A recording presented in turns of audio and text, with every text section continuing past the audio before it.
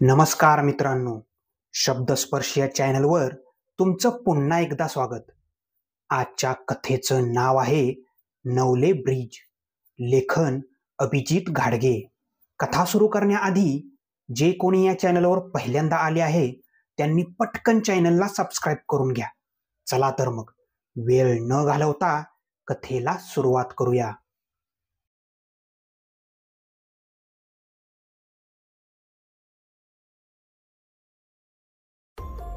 पाऊस नुकताच पाठमोरा झाला होता आणि थंडी आपलं पाय पसरत होती. दिवाळीच्या सुट्टीला गेलेलं देशमुख कुटुंबीय कोल्हापूरवरून परत पुण्याला येत होतं. घरून जरा उशिराच निघाल्यामुळं शिरवळमध्येच त्यांना अंधारानं गाठलं. रमेश देशमुख पत्नी सुनंदा आणि मुलगी गौरीसह पुण्याला चालले होते. त्यांनी कात्रज बोगदा पास केला तेव्हा पूर्ण अंधार पडला होता. रात्रीचे 12 वाजले असतील. रमेश काहीही गडबड न करता निवांतपणे गाडी चालवत होता. पत्नी संध्या बाजूला बसली होती आणि मुलगी गौरी पाठीमागे बसली होती.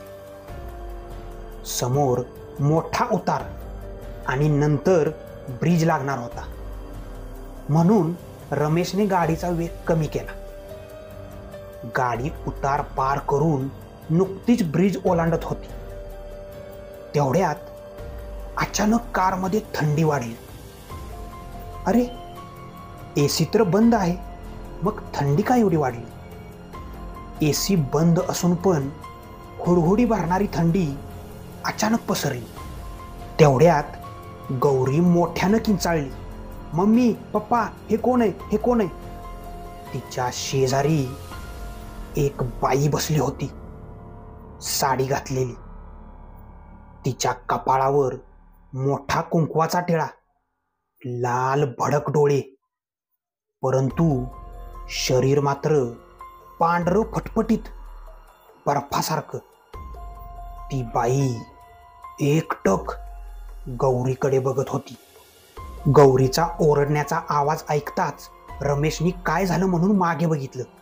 काय झालं गौरी, कुठं कोण आहे असं बोलून अशोकनी समोर बघितलं तर ती बाई समोरच्या काचेवर बसली होती.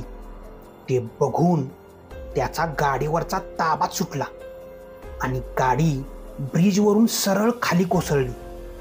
अपघात एवढा भयानक, एवढा मोठा होता की रमेश आणि सुनंदा दोघंही वाचू शकले नाहीत. फक्त गौरी वाचली होती पोलिसांना सत्य घटना सांगण्यासाठी. परंतु पोलिसांना यावर विश्वास बसेल तर खरं ना. गेल्या काही वर्षात नवले ब्रिजवर डझनभर अपघात झाले.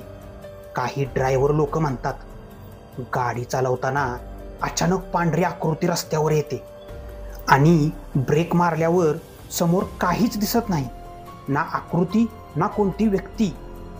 आता पोलीसही कंटाळले. लोकांचा भ्रम आहे असं म्हणत पोलिसांनी सगळ्या केसेस बंद केल्या. पण स्थानिक लोक मात्र खात्रीने सांगतात त्या पुलावर आत्मा आहे, एका मुलीचा आत्मा. मित्रांनो, गोष्ट आहे 1998 सालची.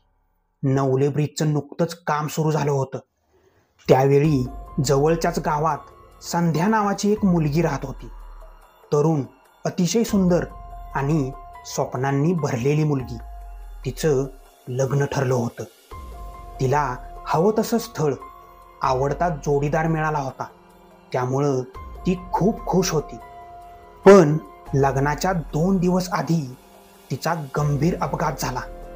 पुलाचं काम चालू होतं तिथंच एका गाडीने तिला जोरात टक्कर दिली आणि उडवलं. संध्या रोडवर रक्ताच्या थारोळ्यात पडली होती.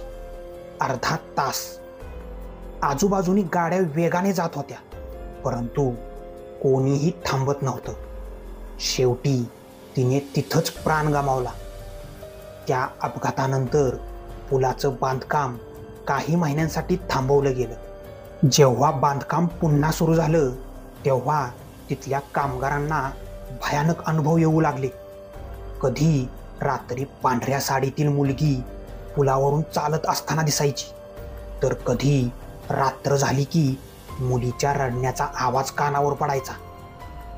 रडत रडत ती फक्त एकच वाक्य बोलायची, माझं लग्न पूर्ण झालं नाही, माझं लग्न पूर्ण झालं नाही, माझं लग्न. आता या गोष्टीला बरीच वर्ष झाली, परंतु त्यानंतर 2022 मध्ये पत्रकार अशोक शिंदे यांनी या अपघाताची चौकशी करायचं ठरवलं.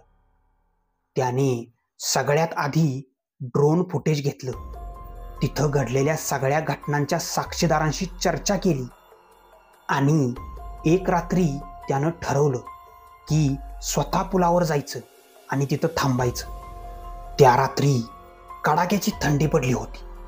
घड्याळात रात्रीचे 12 वाजत आले होते. जसा 12चा ठोका पडला तसं अचानक पुलावरचं वातावरण बदलू लागलं. वाऱ्याचा जोर वाढला.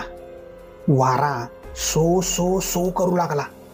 थोड्या वेळातच अचानक वारा थांबला आणि सगळीकडं भयान शांतता पसरली. अशोक कॅमेरा घेऊन पुलावरच उभा होता. तेवढ्यात टीव टीव टीव करत ती टीव्ही डोक्यावरून गेली. मनात एकदम धस्स झालं. कधी न घाबरणाऱ्या अशोकच्या मनात धडकीच भरली. तेवढ्यात पुलाखालची भटकी कुत्री पुलाकडं वर तोंड करून जोर जोरात रडू लागली. आता वातावरण मात्र भयान झालं होतं आणि जे नको होतं समोर तेच व्हायला लागलं. पुलावर पांढरं धुकं पसरायला लागलं. आता हळूहळू समोरच्या पुलावरचा रस्ता धुक्यामध्ये गडप व्हायला लागला. अशोक सगळं काही कॅमेऱ्यामध्ये रेकॉर्ड करत होता. तेवढ्यात अचानक ब्रिजवर एक पांढरा धुरकट धागा दिसला आणि त्या धुरातून हळूहळू एक आकृती तयार होऊ लागली. लांब केस, पांढरी साडी, लाल भडक डोळे. समोरचं दृश्य पाहून अशोक थरथरला. त्याच्या पायाखालची जमीनच सरकली. कडाक्याच्या थंडीत त्याला घाम फुटला होता. त्याचे पाय लटलट कापत होते, पण तो मागे हटला नाही. तो म्हणाला, तू कोण आहेस? त्याच्या आवाजाने धुकं जागेवर स्तब्ध झालं. कोणाचीच कसलीच हालचाल नाही. काही क्षणासाठी असं वाटलं की सगळं जगच थांबलंय. तेवढ्यात ती मुलगी कुजबुजली, माझं लग्न अपूर्ण राहिलं. तुम्ही पूल पूर्ण केला, पण माझं लग्न अपूर्ण राहिलं. माझं लग्न अपूर्ण राहिलं. तिच्या बोलण्यात एक प्रकारचं दुःख, राग आणि सूड भावना दिसत होती. बोलताना तिचं रूप अजून भयानक झालं होतं. तेवढ्यात अचानक पुलावरची लाईट गेली आणि सगळीकडं अंधार पसरला. दुसऱ्या दिवशी सकाळी लोकांना अशोकचा कॅमेरा पुलावर सापडला. कॅमेऱ्यात शेवटचं दृश्य होतं ते म्हणजे ती मुलगी जवळ येत असतानाच. त्यानंतर काहीच रेकॉर्डिंग झालं नव्हतं. पोलिसांनी अशोकचा सगळीकडे शोध घेतला, परंतु अशोक पुन्हा कधीच कोणाला दिसला नाही. मित्रांनो, आजही तुम्ही मध्यरात्री नवले ब्रिज ओलांडत असाल तर मागे आरशात बघा. तुम्हाला आरशात कोणीतरी नक्की दिसेल. पांढरी साडी नेसलेलं, कुंकवाचा मोठा टिळा लिहिलेलं, लाल डोळे तुम्हाला एकटक बघत असतील आणि जर तुम्ही मागे वळून पाहिलं तर फक्त शांत वारा आणि रिकामा ब्रिज दिसेल, एकदम सामसूम. आजही अपघातांची साखळी तुटलेली नाही, हे आपण सगळे बघतच आहोत. तर मित्रांनो, काही ठिकाणं ही केवळ लोखंड आणि सिमेंटनी बांधली जात नाहीत, तर ती आठवणींनी आणि अपूर्ण आत्म्यांनी बांधली जातात.